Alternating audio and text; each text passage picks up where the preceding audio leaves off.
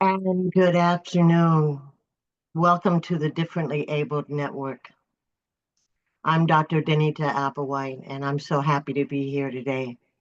This is a fantastic day today because we're talking about an interesting topic that all of you will be quite surprised at the way that I've been told my inner voice has been telling me that I need to speak about diversity, equity, and inclusion.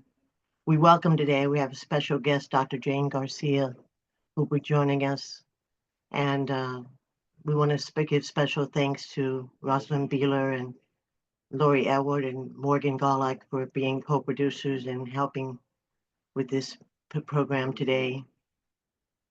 We have a special veteran, Doug Reynolds, who's to be joining us, Air Force veteran, for our veterans feature. So we've got a really great program put together here today. Let me tell you a little bit about myself. I'm Dr. Danita Applewhite, and I'm an Army veteran. I left the service with a letter of meritorious service for the way that I worked with underserved active duty personnel who were coming in from all parts of the country, and most of them on lower socioeconomic levels, and they had a lot of different problems. It was a time and place when court judges said you either go into the army or you go to jail. And so that's the kind of population that I was working with. I loved doing it. I was stationed at Fort Lee, Virginia, Quartermaster School there. I was an instructor. And then I went on to be an educator, a professor of psychology, and also a counselor through the Maricopa Community College District in Arizona, one of the largest college districts in the world, actually. Um, and I enjoyed myself so much that I couldn't, when I retired, I couldn't leave just talking about the things that happen in life to people. So I started this podcast back in uh, 2009, actually. It was 3 years after a major car accident that had unfortunately put me in a wheelchair. But I've learned how to kick the dis out of disabled, the DIS, that prefix. And I've learned how to kick the dis out of disadvantage and discomfort. And I teach other people how to do the same. So I'm really happy to be here today. And I hope that you'll follow up with me and share this podcast, this program with others if you feel that it has really enlightened you about, especially about DEI issues. Another thing too, I wanted to acknowledge some of the people that are on board right now. Thank you, Cindy Green, for being here, a fantastic musician, drummer, spirit guide. Thank you for being here, Chaplain Cindy Green. And thank you. Wendy Duncan is here. Wendy Duncan. Thank you, Wendy, for being here today. One of the first donors to whiteappleinsitute.org if you're interested in donating yourself. Let's go to the next slide here. So one of the things that I wanted you to know is that Ask Dr. Applewhite is an entity in itself that sponsors White Apple Institute, a nonprofit 501c3. And how we do that, how we sponsor is that we support the Differently Abled Network, which is what you're part of now. This Differently Abled Network is a composition of community business partners and members who come on board, and their whole purpose is helping people change their perception from disabled to differently abled so that they can succeed in the workforce and in higher education. There's background noise going on, so you might want to look at that. Next slide. If you're interested at all in donating, to White Apple Institute and have a challenge with understanding what we really do. Know that we are ones who believe that we focus on what we can do versus what we cannot do. And that's a real important part of being part of the Differently Abled Network.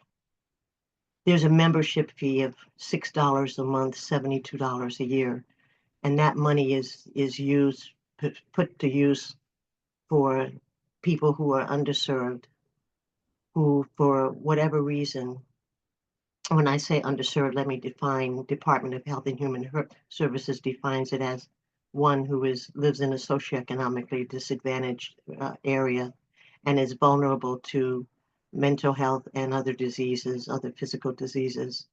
So, and there's a lot of gamut, a lot more gamut to that. But those are the two major issues that they use for underserved. Well, we take it to another level and we focus on people who have non-visible disabilities that they don't want to talk about normally. And we encourage them to talk about it, and we encourage them to ask for what they need to succeed. And that's real important, because when we ask for what we need to succeed, many times we get it. The reason why we don't get it is because we don't ask. And so many of the things that they ask for what they succeed in, and you can go to the next slide, because I'm going to talk about what you can do, and how you can help us. One of the ways is you can become a member. You can become a member by just your donation. Your donation of any amount makes you automatically a member of White Apple Institute. And the interesting thing about your donation is that it goes for people who are at the last minute trying to get to a test or a major job interview, and their transportation goes out. And they call us and they say, listen, we don't know what to do. My battery's dead, or I don't have enough gas money. And we look to our local service providers and see if we can find a local service provider to provide those funds. But if not, we use your donation to do that. We use your donation for childcare costs. We use your donation if a babysitter doesn't show up and they still have to go to that test or that interview. We use it for uniforms when people need uniforms. They get a job and unexpectedly they're required to have boots or a special shirt, and they didn't have the money for that. So those are the kinds of things that we do. Equipment repair, when the computer breaks down and they've got a major test and they can't get to the library and they need to work from home. So those are the kinds of things that happen there. You can also subscribe to us on YouTube, okay? And that's YouTube. It's right there on the screen, but I'll read it. It's youtube.com/ and then the @ and then my name, Danita Applewhite, or Ask Dr. Applewhite. You can find it on YouTube. And last but not least, we look for volunteers from all walks of life that wish to work remotely with us. And the basic responsibility is following up with people that have called us and finding out if they're okay. So that's in a nutshell, that's what we do. Now let's get to our major topic today. Woo, diversity, equity, and inclusion. And I'll tell you, I've had so much feedback from just mentioning this that I was going to talk about this. And I had to make sure that I put into the write-up no political or religious influence, because we'll never get through. It's only an hour that we have, and we'll never get through if we focus too much on political issues and the religious issues involved in DEI. So I'm taking a different take here, and I'm going to be talking about DEI from a heartfelt perspective. And you'll see what I mean in just a moment. I'm also going to define diversity, equity, and inclusion for you. So many people have called me and asked me, what is DEI? And for whatever reason, I can't. There you go. I can see that a little bit better now. I really need my glasses. I can bring my glasses in with me. Well, DEI is a concept about creating a more just and equitable society, as you can see, where everyone has the opportunity to succeed regardless of their background or their identity. And I wanted to really make sure that I separate concept versus policy. Policy is a course of action that the government and business use for developing policy, the word policy in itself, for developing a course of action. And I think I just received my glasses and so that I can see you a little bit better here. Okay. And so when we talk about DEI as a policy, that's very, very different than DEI as a concept that we hold in our hearts, that all of us hold in our hearts the ability to love people, no matter what their differences are, to believe that there's equity, there's an equal play in what we do when we're introduced to new people in our life or our family members. And overall, when we think about DEI as a concept, we think of inclusion. And I have a funny feeling, and tell me if I'm wrong, that if you're listening to this right now, that you already believe in those principles. You already believe in accepting people for their differences. You already believe in accepting that we all need to treat each other equally and find ways to do that. And you already believe that people need to be included. And I bet if I was to take a poll of everybody that's on this program right now, and I thank all of you for being here this morning, that you would say that in your heart, those things definitely exist. But when we talk about the policies that are created from that concept, that's when it gets a little hairy. And that's what we're talking about when we talk about people being terminated from their positions now. And that is causing a lot of fear and a lot of confusion. And I'm hoping that what I'm going to say today about the concept of DEI coming from the heart will help you to adjust a little bit better to the fact that, okay, your job is gone, the job that you've been working on, maybe you're a state worker or a federal worker, or maybe you're working for a business who has canceled their DEI policy. And hopefully I can help you to relax a little bit, and I'll tell you more about that towards the end of our presentation. One last thing I wanted to say is that a lot of people associate DEI with affirmative action, and affirmative action was very different, just like the civil rights movement and other movements before that. What we're talking about here when we talk about affirmative action is usually race, okay? But when we talk about true diversity, equity, and inclusion, we're talking about a whole gamut of characteristics that make up our human identity. So DEI evolved over time to encompass a more holistic approach to creating a just and equitable society.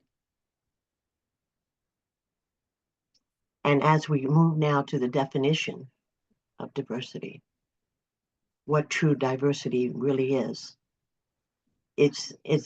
the presence of differences in the dimensions of human identity. That sounds a little, wow, that's way out there. But human identity, we are identified by our characteristics, and those characteristics are race and ethnicity, gender identity, including sexual orientation, and disability. And I wanted you to understand disability comes at varied levels. So what's disability for one person that wears eyeglasses? And you might say, Dr. Apple, that doesn't make sense. I don't have a disability just because I wear glasses. Well, think about it for a minute. If you take off your glasses, you're not able to see as effectively as you would if you had the glasses on. So the glasses become an accommodation. And that's what disability is about, definitely in the workplace and in higher education, is do you need an accommodation in order to be on level ground with everybody else that's around you or producing. So I hope I've defined disability in a little different way here.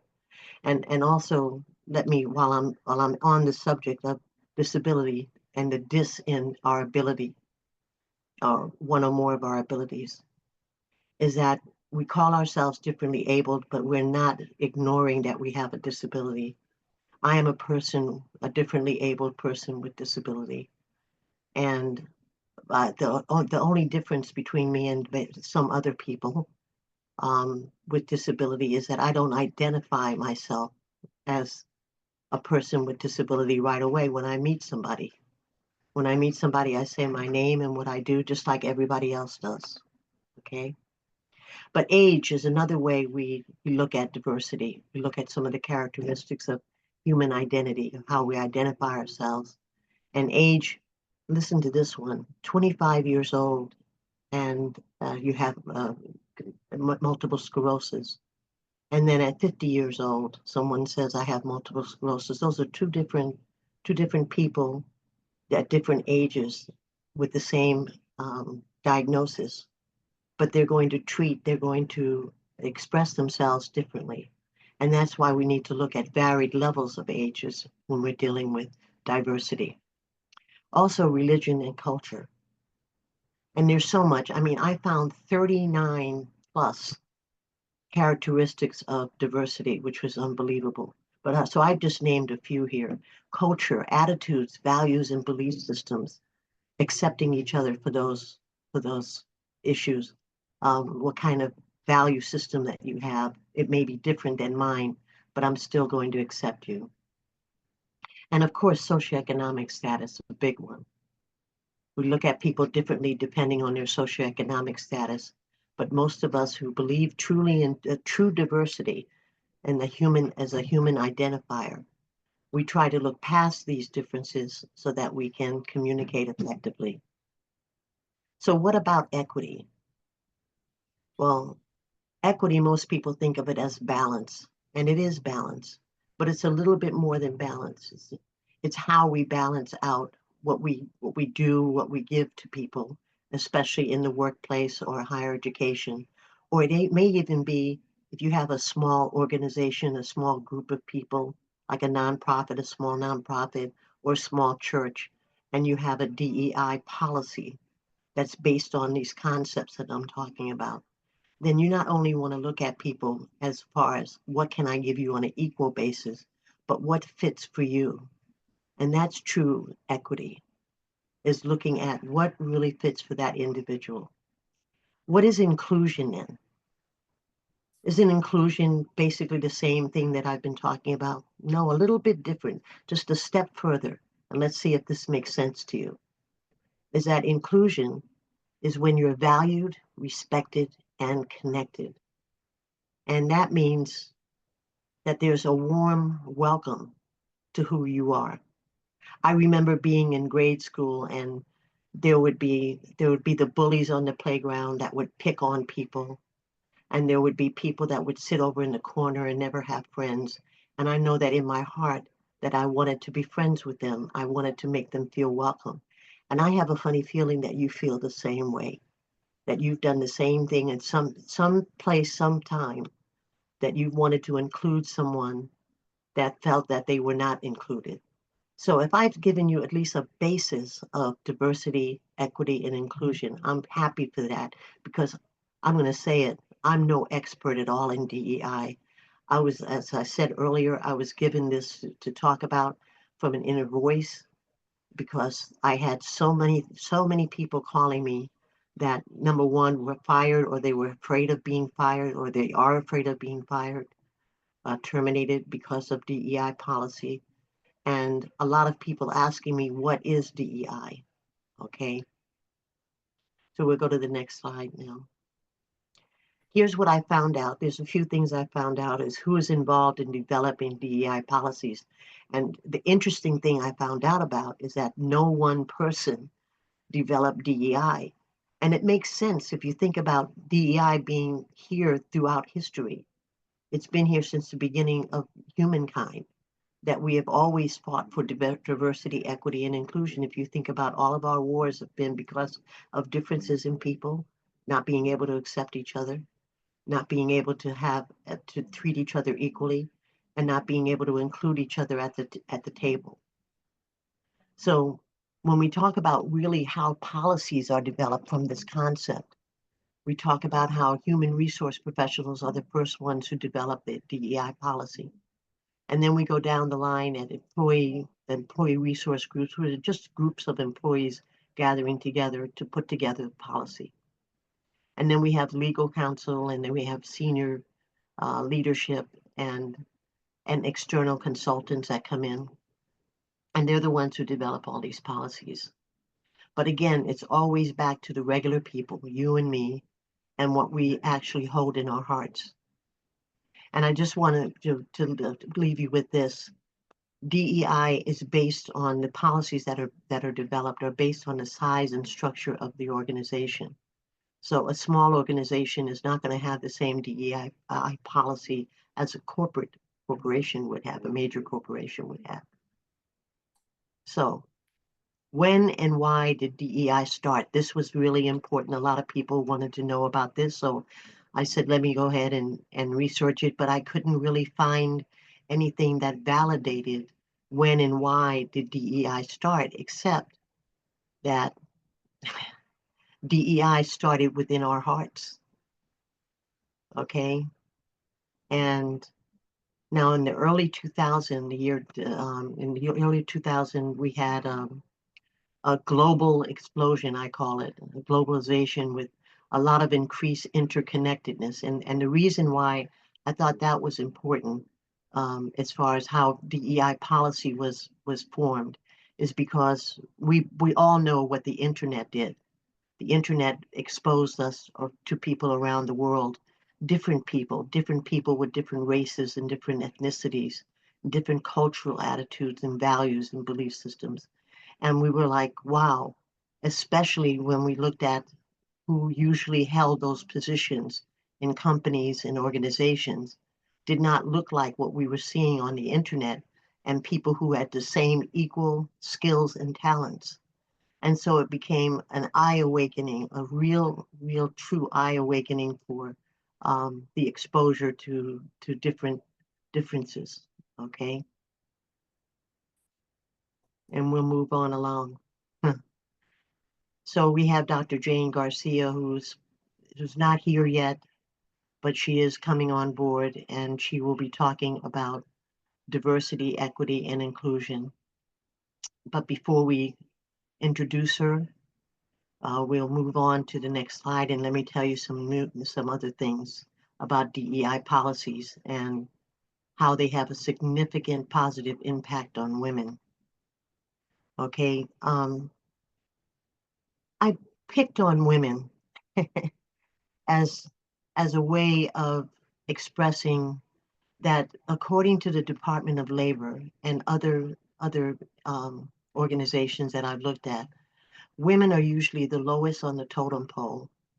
And of course, people of color fall into that same category. And then people with disabilities are on the lowest end of the totem pole as far as working in corporations and working in organizations around the world. And so what I found is that in order to create a more diverse and inclusive workforce, we really need to look at who's at the bottom of the totem pole and raise those people up. And that would be a good way of really showing a good DEI policy. But as we know, DEI policies are being abolished. And I want you to remember that I said DEI policies, not the concept. Okay, there's also another thing that is a significant positive impact on women, on hiring women. And you can say this to people that when you go into an interview setting, is that we're closing the gender pay gap by addressing systemic biases and promoting equal pay for equal work. Does everybody understand equal pay for equal work? Do you think that we have that now? I don't know if anybody can really expound on that. Do you feel that we have equal pay for equal work right now for people with disabilities, for women? No. Color. Okay. We have a Definitely not. Okay. Anything that you wanted to express of why you feel that we have not reached that pinnacle, if you will? Why do you think we haven't reached that, Barbara? Because everything, when you go to the workplace, if you talk to the male counterpart, they're making more money, and it's not equal. It's not equal for women. Right, right. Anyone else? Anyone else have anything to expound on with equal pay, equal work? Because I'll move on to the impact of DEI on women can vary. It varies a lot, but it dependent on the factors such as race, ethnicity, sexual orientation, and other intersecting identities, disability, and other factors that I previously mentioned. All of it varies and at different levels. And when we talk about equal pay for equal work, it goes back to the variance that we see in a workplace right now.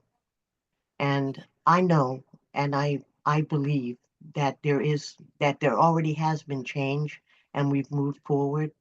But one of the things that I wanted to do today is make sure that I did somehow decrease the frustration and confusion around DEI and let you know how important it is. And the next slide. So how do differently abled, this is getting into how do differently abled underserved women contribute to DEI policies and initiatives. And this is real important.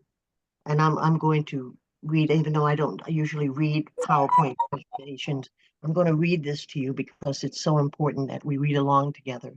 That by creating a more inclusive work environment, that means fostering a more inclusive and respectful work environment where women feel valued, respected, and supported. And just this, can lead to increased job satisfaction, listen to this employer, reduced turnover, and improved employee morales, just by lifting up women in the workplace, by addressing gender-based discrimination. DEI initiatives can help identify and address gender-based discrimination and harassment in the workplace. Yes, harassment in the workplace even, creating a safer environment for all employees. That includes men and women. And last but not least, by empowering women's leadership. We provide mentorship, we provide training and development opportunities to advance their careers. Once you see that, once employers see, as they have already seen, the value of putting women to work in the workforce, okay, it has changed the whole concept, if you will. It has changed it has changed the concept of who we are as human beings, especially here in the United States of America. Is Dr. Jane Garcia available now? We're going to move on to this final discussion that we'd like to have. And this one, I'd like to hear some things from people in the audience today. I want you to really think about everything that I've said today and DEI being part of what's in your heart versus policy, because that will help with those that are being terminated to really have a hold on their emotions. The true concept of DEI is in our hearts and will never be abolished because we have commitment to ongoing learning, evaluation, and improvement. And as long as we have that commitment going on, no matter whether we apply for those that are going to reapply to companies, whether those companies have an actual DEI policy, or whether or not they at least hold on to the concept of DEI in the workplace. Because again, I don't want you to forget that policy is different. Anybody have anything to say about how I'm presenting this from the heart? Because this is real important stuff here. Morgan, you have anything to say? Zeny, thank you so much for being here today. Wonder, like, do other countries even have to think in terms of DEI? Because I feel like this, here in America, it seems like much more of an issue. I can see how some other cultures are paternal, more Yes, paternalistic, but I you just said wonder, maternal. paternal, yeah. But Uh, I feel this seems like a very uniquely USA sort of issue. yes, definitely the policies are developed from the United States, developed within the United States in companies and organizations. And that was because of that explosion of the exposure to the fact that there were so many different cultures and ethnicities, and that they were able to have the same skills and talents. And so that's what made it such an explosion for us. And so, and for women especially. When do you have anything to say, or Consuelo?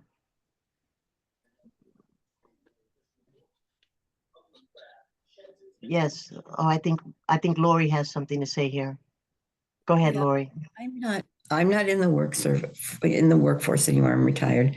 Um, but I would, if I were in the workforce right now, with the things that are going on politically and the way that seems like people in power are trying to tear this all apart, how do you not be scared with that? I mean, that even though we believe this in our hearts, but if they don't believe this in their hearts, then what happens? I mean, Yes. Yeah. Yes, that's a good point. Go ahead, Barbara. You had something else to say. I said we're up the creek without a paddle. Yeah. Yes, right, without a paddle.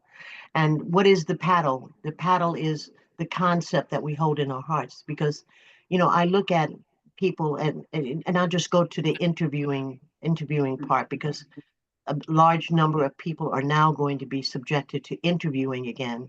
And the way that we present, the way that the interviewing is done now is very different. So if you've been a federal or state worker for many, many years, you're in for a big surprise. It's very, very different, mhm. the way that the interviewing process goes. But if you can remember that DEI is in the heart when you're interviewing with the employer, and when it comes to that question, that question at the end, it says, do you have any questions? Okay. And usually most people go totally blank at that point. This is the time when you would really ask, you know, and not necessarily, do you have a DEI policy? Okay. Because that you should have already researched.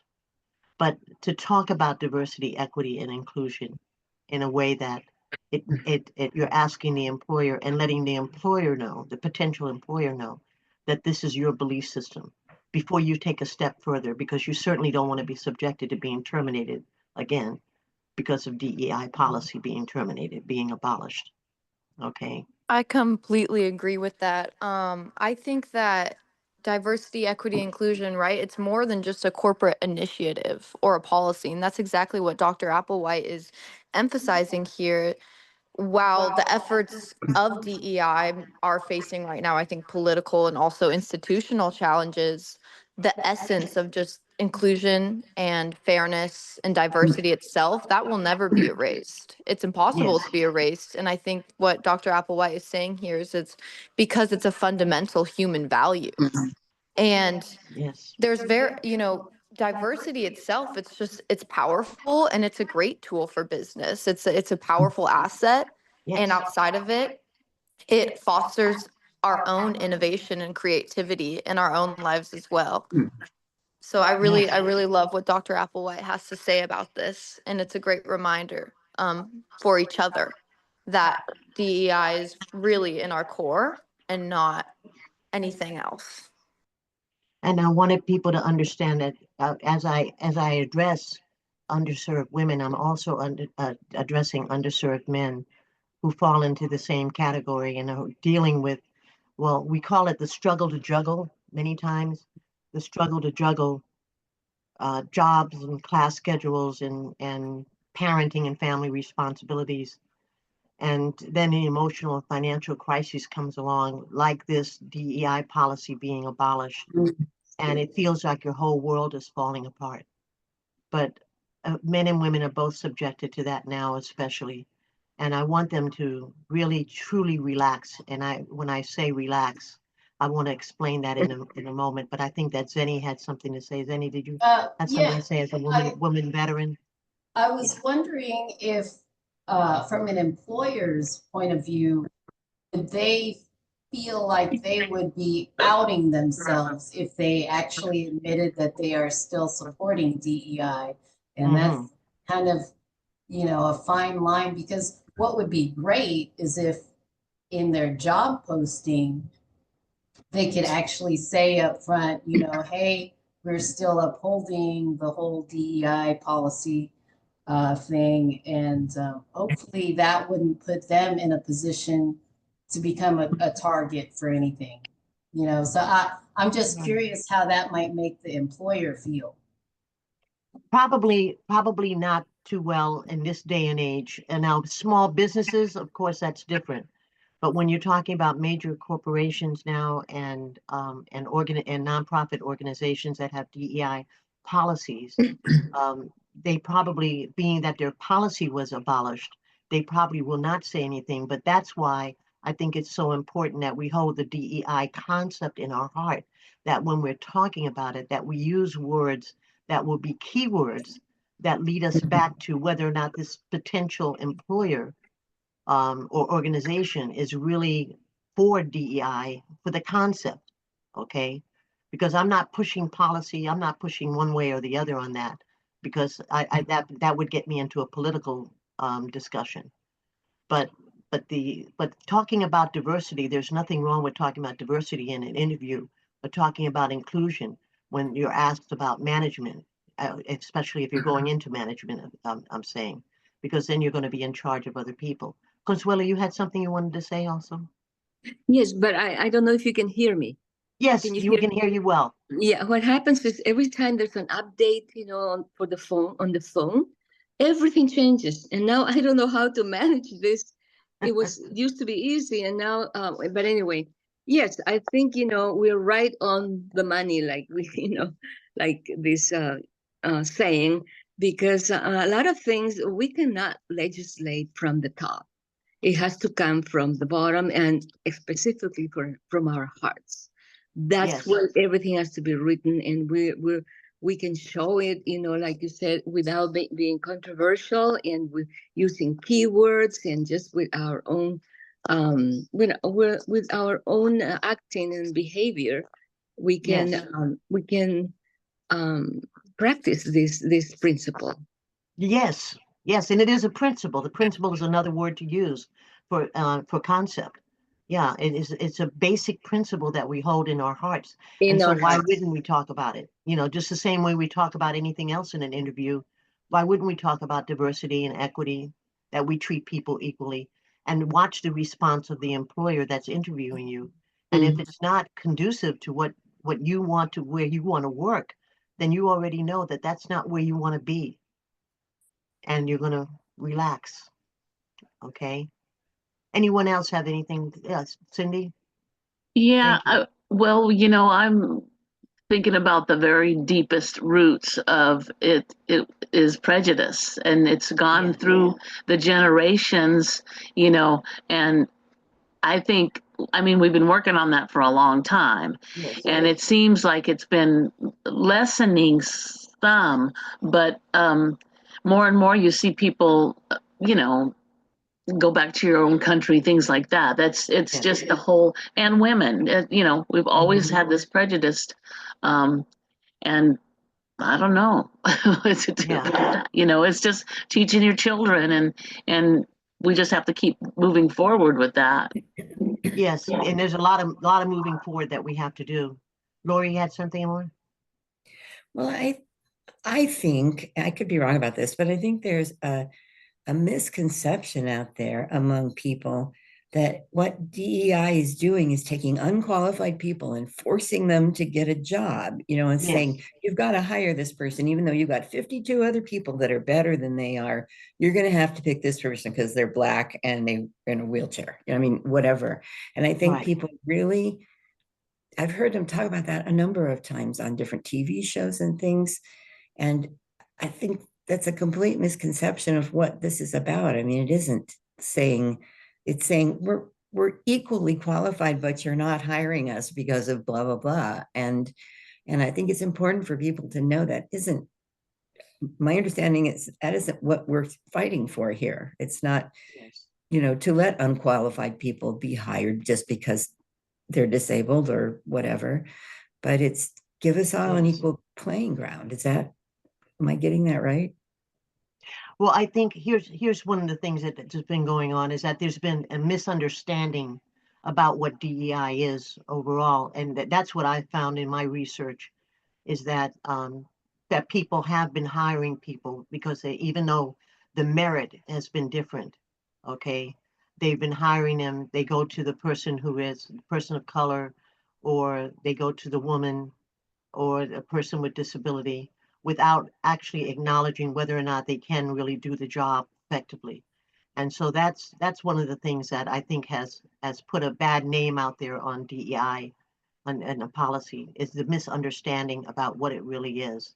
And this happened with affirmative action also, is that affirmative action was supposed, many people supposed that it was only for Black or African American people, and it was for people of all races, okay, and it was for also for women. So that was one of the misunderstandings that happened there.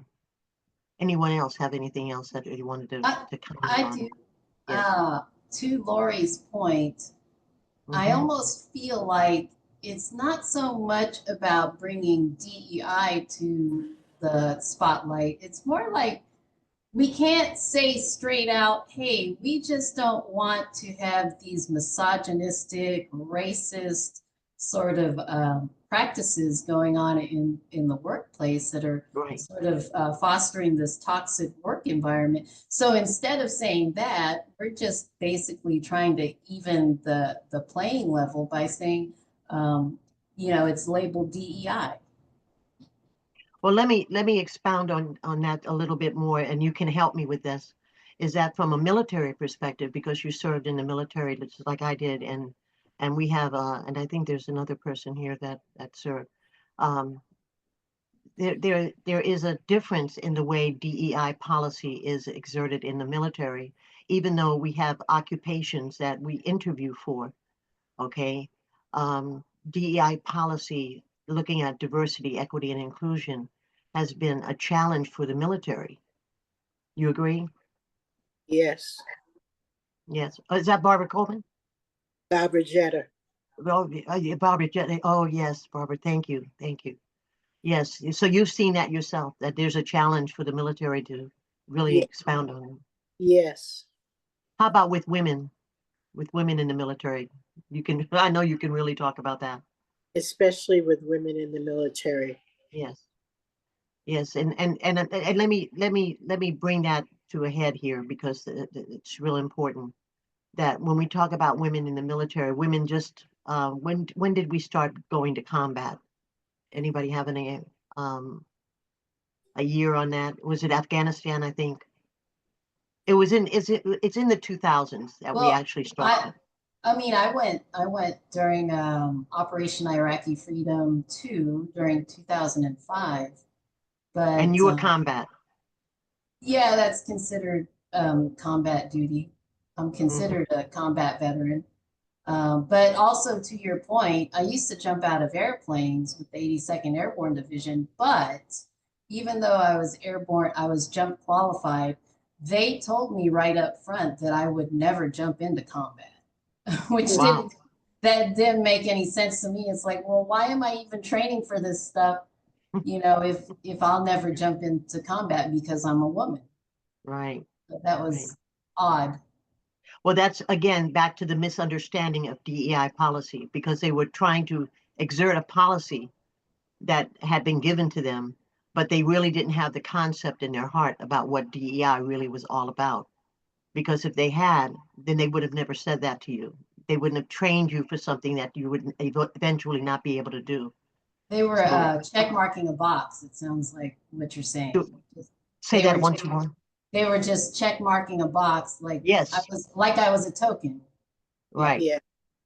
And we find that not only in the military, okay, we find that in civilian life also. Is that right, Barbara Jetta? Yes. Yeah. So, if we hold on to the fact that DEI is very, very important in our hearts, we won't lose, we won't lose our grasp on what really accepting people for their differences. Okay, we'll really understand what true equity really is all about, that I really treat you as an equal, and not because you look like me or you talk like me, but because you're another human being, and to include you in whatever I'm doing, that you feel that I feel that you could be included without even blinking an eye, I, without looking back at DEI policy. Go ahead, Barbara. I have a question. How Yes. does DEI affect someone that is retired like myself and other people that might be on the line? How does that play into our lives? Well, and that's a good question. DEI policy in itself is usually related, I mean, I don't know of it outside policy, outside of the corporate world or the government organizations. And so we're really talking about it from that perspective. I don't feel that, I mean, of course, there's going to be people who don't believe in diversity on the outside of that.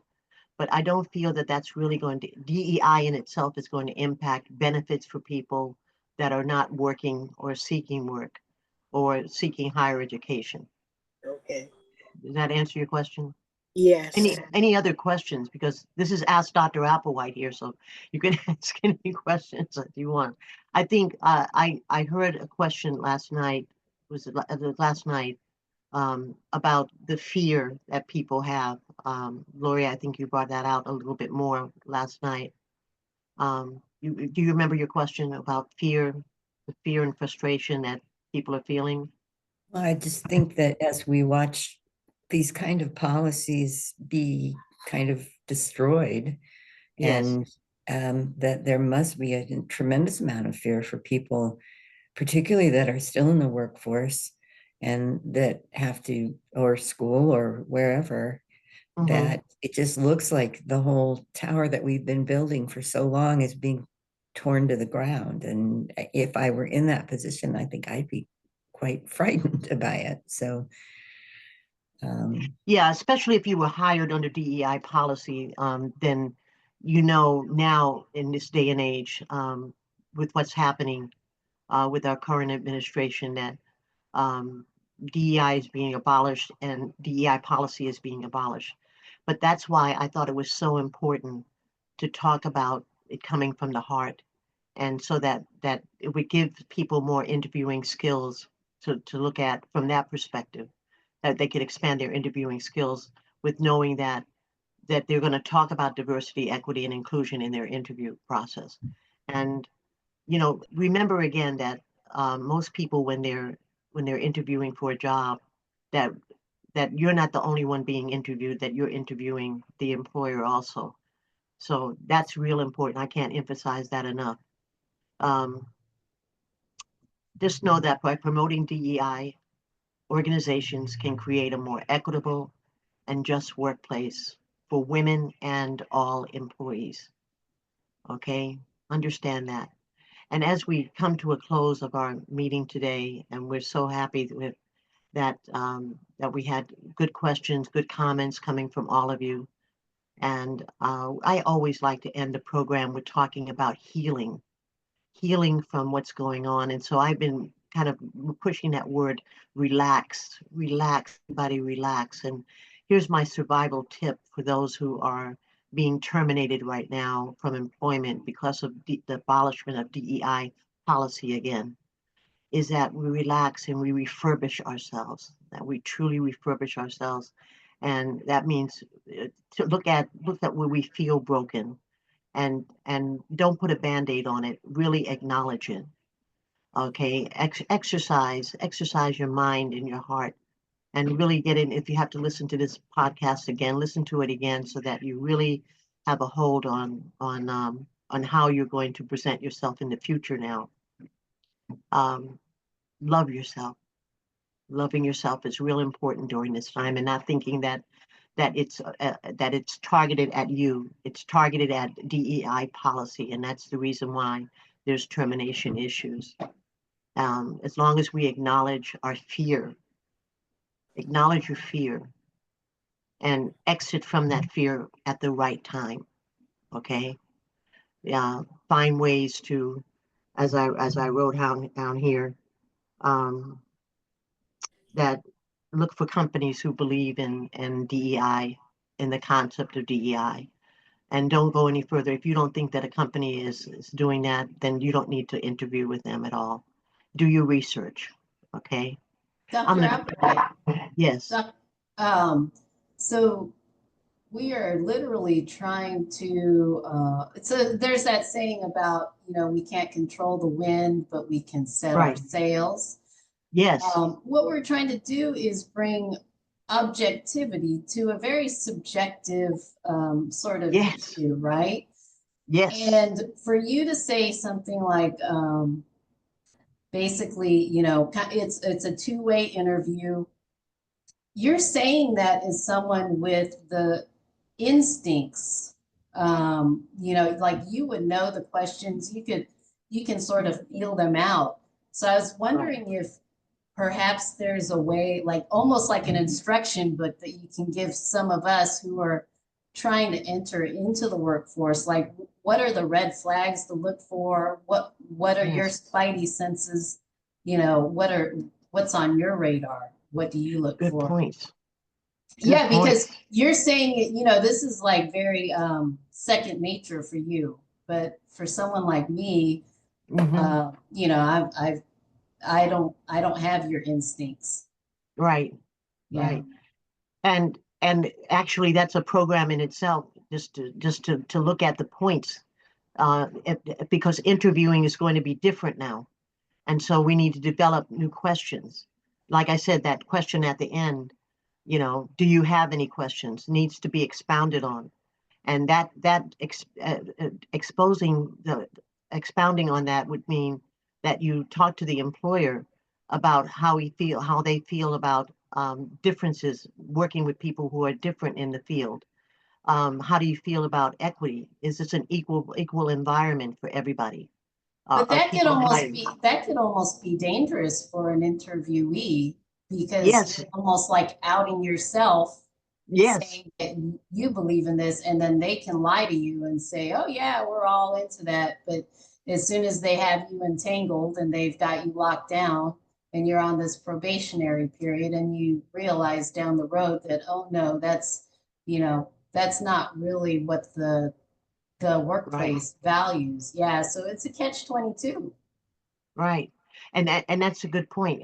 And so what are we saying? We're saying that just like when you interview a person that you first meet for a date, okay, you check them out. We interview each other just like that, just like we do a job interview in a sense. And so if it doesn't feel right, then that's the time when we have to make a decision, no matter what the paycheck looks like. We have to make a decision from our heart about whether or not we want to go forward with a company that doesn't express diversity, equity, and inclusion. Why would we want to work for a company that doesn't do that? So you do out yourself in a sense, but that outing yourself saves you from going through another termination. When you get into that workplace and you see that, wow, there is no diversity here, and I don't feel equal, and I don't feel that I'm welcomed and included in discussions related to my job. You see what I mean? Does that make sense? Oh, it makes total sense. Yeah, but it's just, But there's still points, and I follow you on that. There's still points that still need to be made. And our special guest had some challenges this morning in coming in, so we're going to move along here. And we thank Shamika. Did you have anything? Anybody else have anything else that they wanted to say before I move on to the healing part? Okay.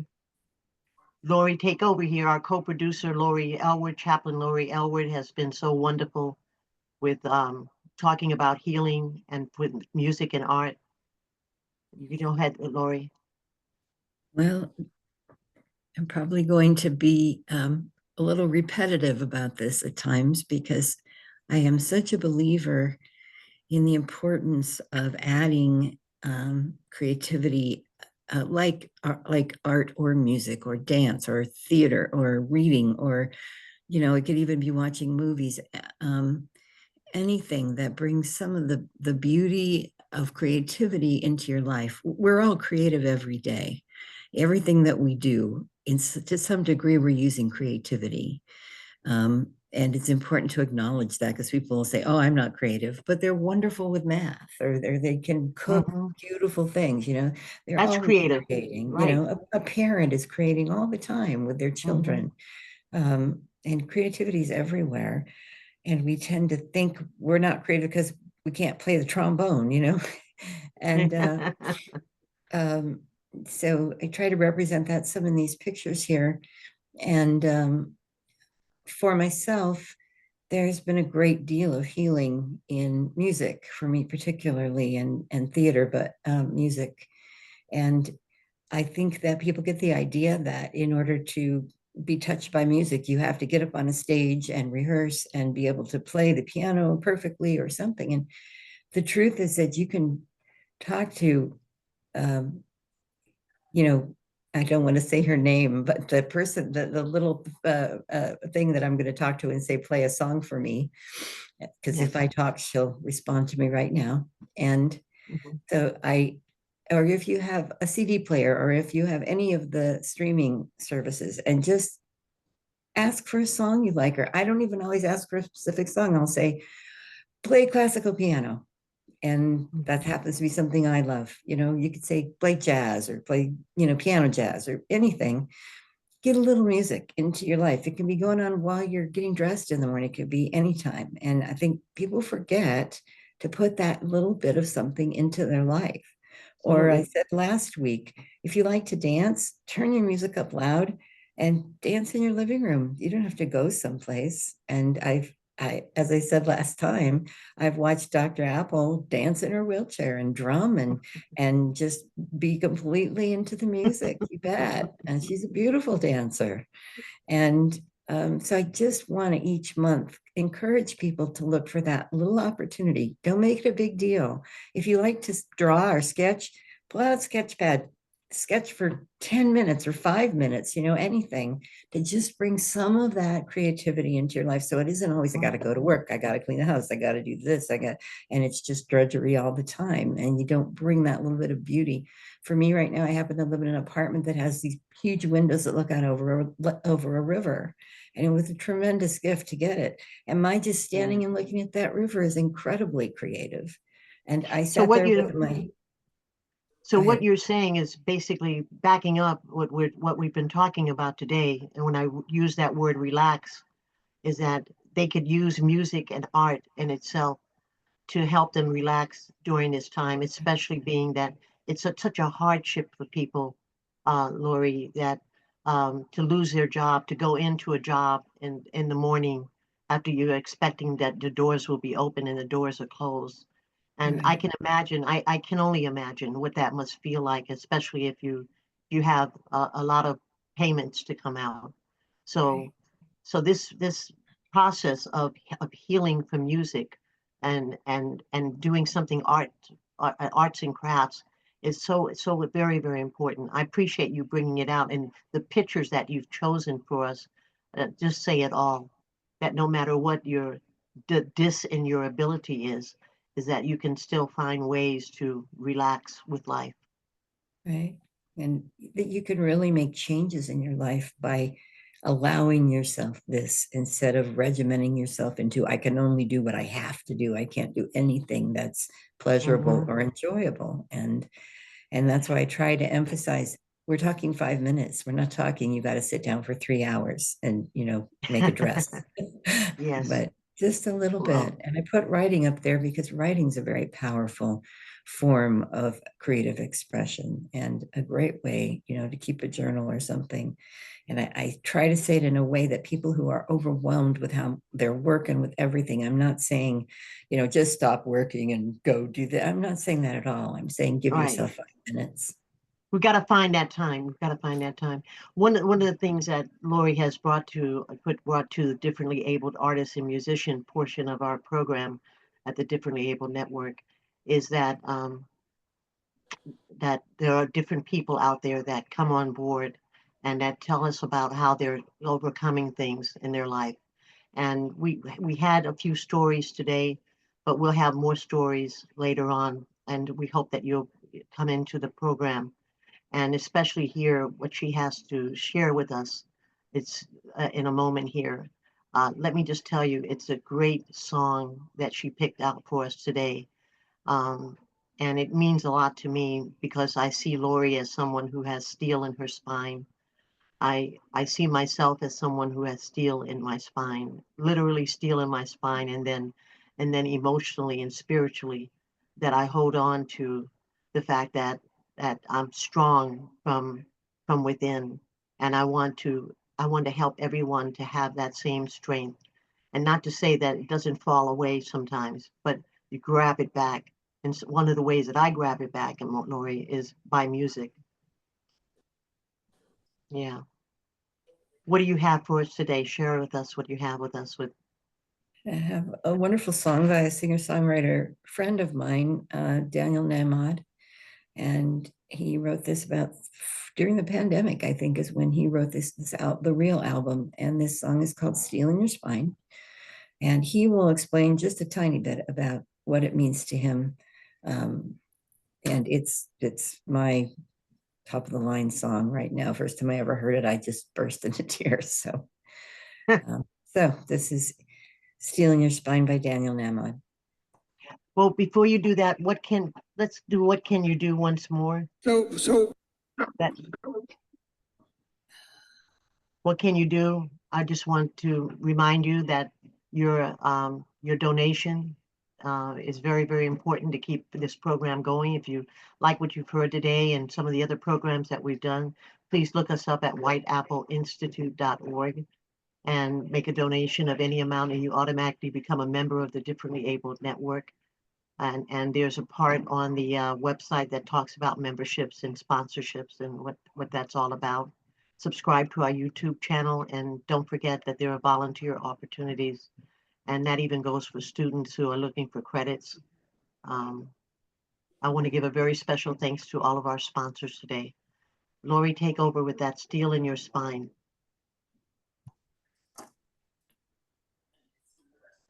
So let's bring Daniel back. What do you say? He's got another nominated song. This is an awesome song. It's called "Steel in Your Spine." Daniel Namad. And this time he's going to have a piano in front of him.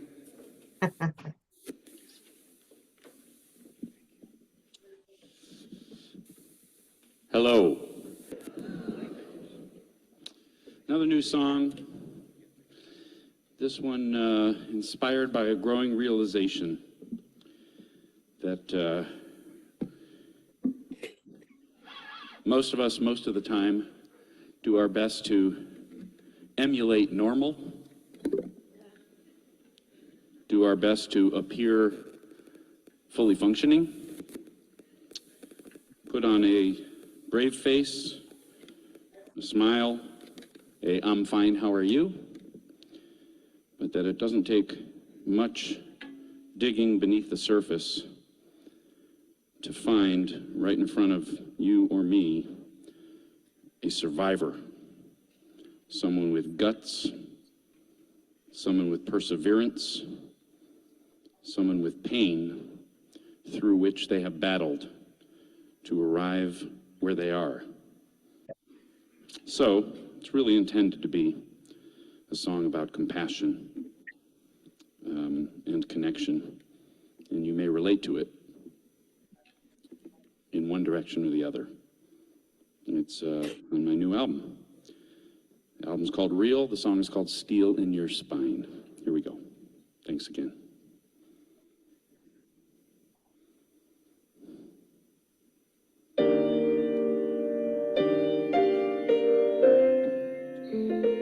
That "Steel in Your Spine," especially if you've been terminated from a position where you're dealing post-illness. I never understood how you turned out so good with all that you've had to endure.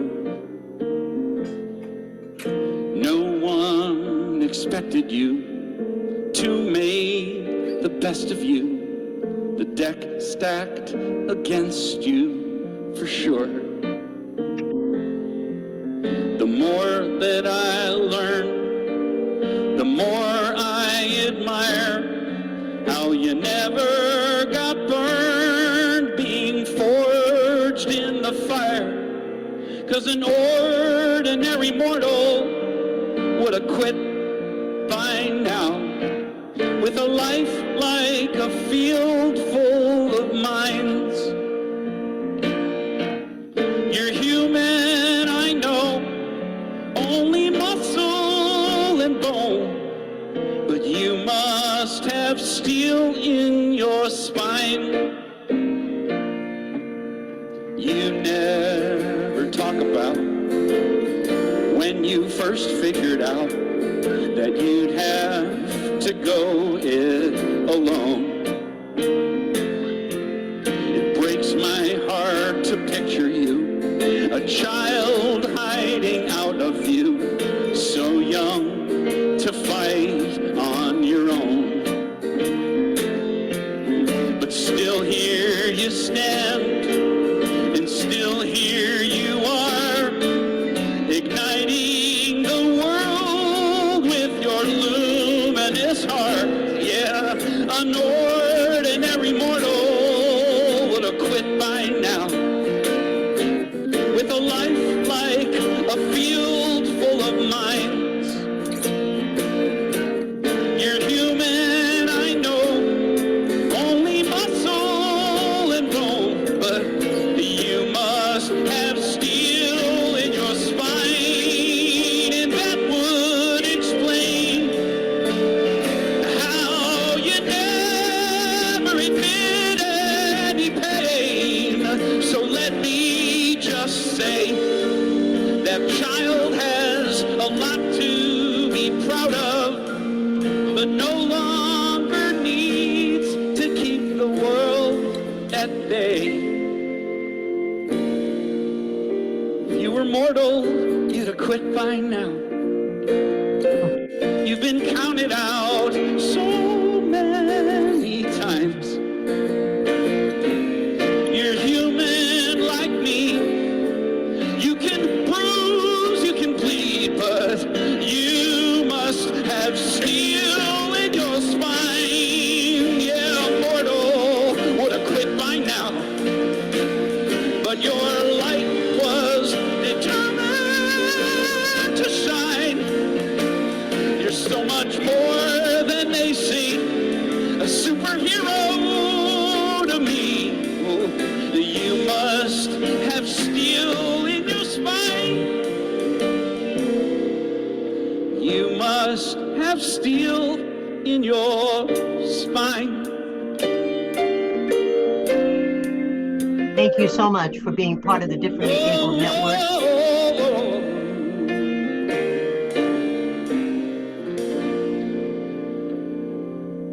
You can reach us also by phone at 888-56-APPLE. That's 888-562-7753. Thank you so much again. Much love and peace to all of you. I do love you. I love you Thank you. too. Thank Apple. you, Dr. Thank Applewhite. you. Thank you. Thank you.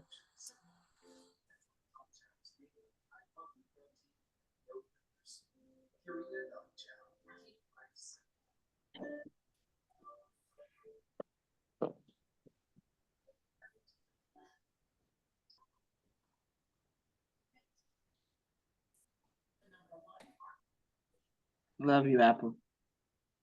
Thank you. God bless you. God bless you. God bless you.